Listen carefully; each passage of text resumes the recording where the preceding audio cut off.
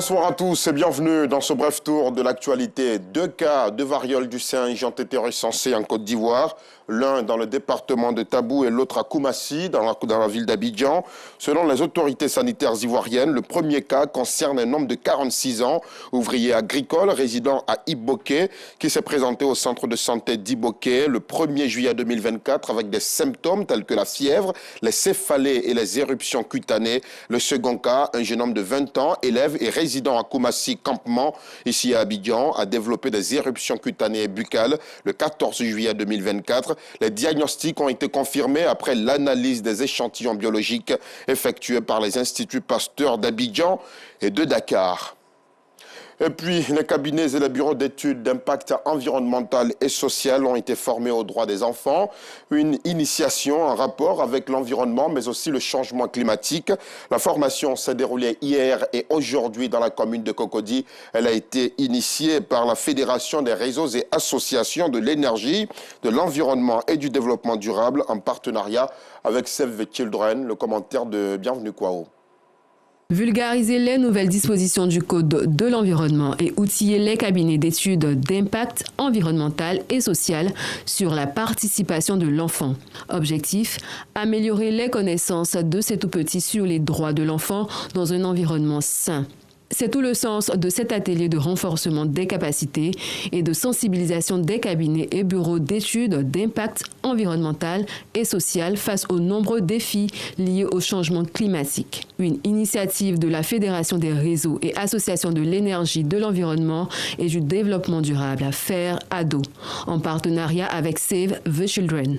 C'est une plateforme d'organisation de la société civile qui s'occupe des questions de l'environnement en termes de gestion durable, l'environnement naturel, l'environnement humain, et qui fait la promotion du développement durable à travers le suivi des projets d'investissement de l'État de Côte d'Ivoire. Au fait, nous faisons la sensibilisation et nous suivons pour que les 3 piliers du développement durable soient pris en compte dans les projets d'investissement. Et les 3 piliers, comme vous le savez, il y a le volet environnemental, il y a le volet social et il y a le volet économique.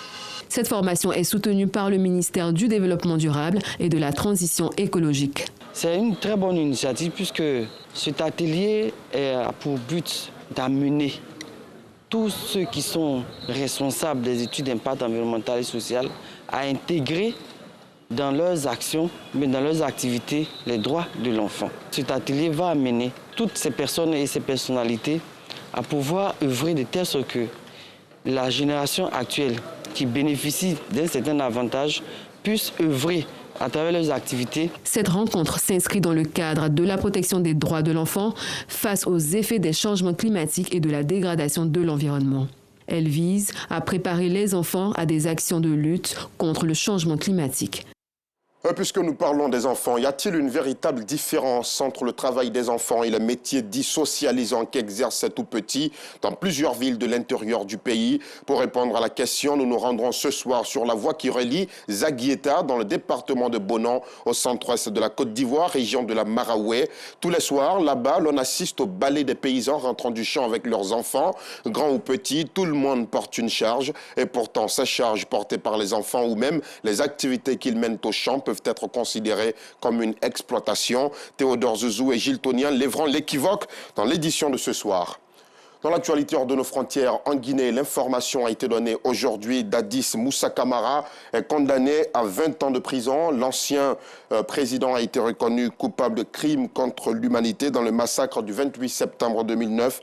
Le verdict a été rendu ce mercredi 31 juillet 2024. Et puis nous en arrivons à cette autre information un peu plus loin de la Guinée. Le chef du Hamas, Ismaël Haniyeh, est mort aujourd'hui en Iran. Selon les gardiens de la révolution, c'est une frappe israélienne qui a abattu son chef. Il était en Iran dans le cadre de l'investiture du nouveau président iranien Massoud Pezeshkian. Il a été tué en même temps qu'un de ses gardes du corps dans sa résidence en Iran. Ismaël Haniyeh dirigeait le Hamas depuis 2017. C'est la fin de ce flash. Au retour de l'information à 19h30.